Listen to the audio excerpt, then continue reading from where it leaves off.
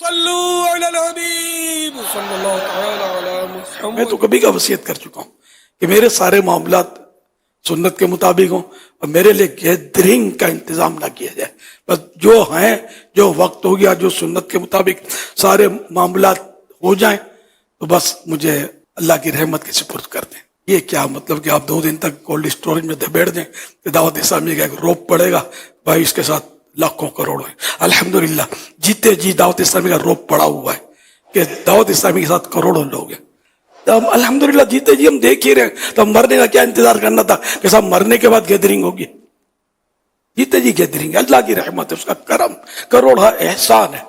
اب مرنے کے بعد اپنے کو تجربہ نہیں کرنا ہے، سنت پر عمل کرنا ہے. یہ وصیت جس کو نہیں پتا تھا تو آج پھر میں نے اس کی تجدید کر دی. یوں سمجھ لو ایک مستحب بھی میرے معاملے میں نہیں چھوڑنا ہے، آپ کو کرنا وہی ہے جو میرے مصطفیٰ کی شریعت ہے. جو دنیا سے رخصت ہو جائے نا تو اس کو جلدی دفن کر دینا، یہ سنت ہے. حدیث پاک میں اس کی ترغیب دی گئی ہے. اب اس کو مطلب دوسرے ملکوں سے لانا، تو دوسرے ملکوں سے جب لاتے ہیں تو اس کا پیٹ چیرتے ہیں، اس میں دل گردے اور وہ جڑی آنتیں سب نکال کر اس میں مسالے بھرتے ہیں، اور بڑے بڑے پمپ سے بس وہ ایسے راستے سے اس میں مسالے چڑھاتے ہیں کہ بس آپ سمجھ جائیں. اور اتنی تکلیف جس کی انتہا نہیں.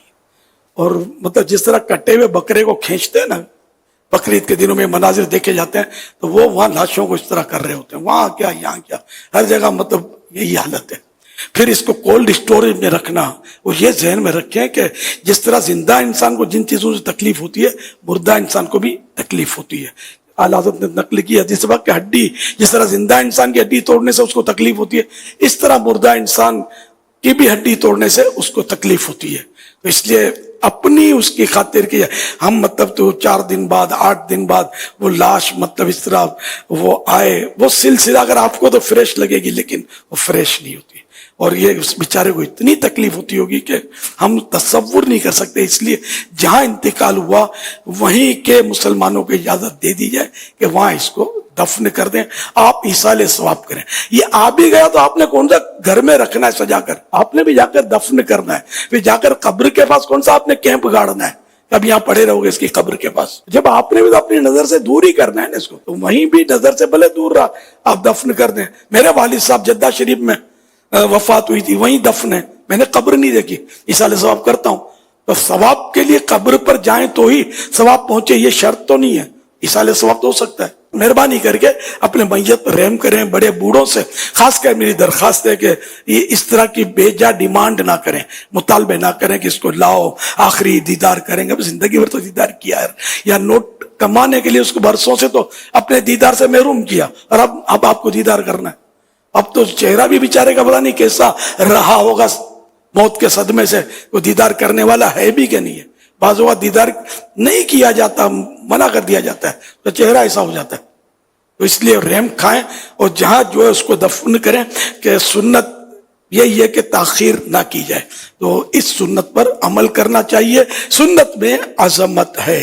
نہ گیدرنگ کے لیے انتظار کریں، نہ رشتہ داروں کے لیے انتظار کریں کہ یہاں انتقال ہوا فلاں ملک سے، وہ اس کا بیٹا آ رہا ہے تو باپ آ رہا ہے تو بھائی آ رہا ہے، وہ کماتا زیادہ ہے، ویلیو ہے اس کی، کچھ بھی ہے.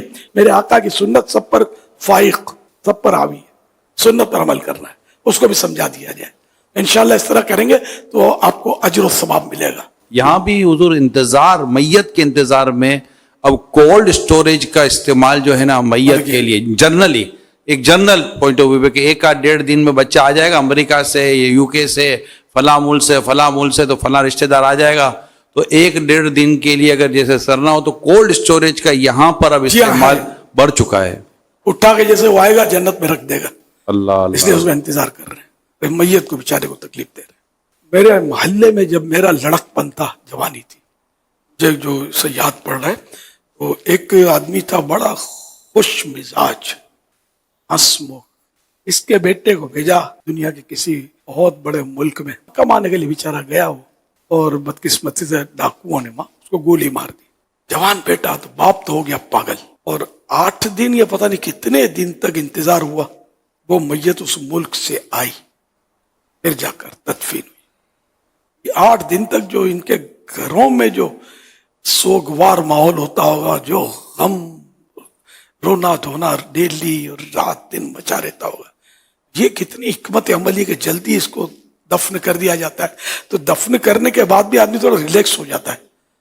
لاش اگر پڑی ہے آ رہی ہے یہ ہو رہا ہے وہ ہو رہا ہے, تو یہ مطلب کتنا ٹینشن ہوتا ہوگا. حدیث پاک میں یہ بھی ہے کہ اس کو جلدی دفن کر دیا جائے کہ اگر نیک ہے تو وہ اپنے اجر کو پہنچ جائے.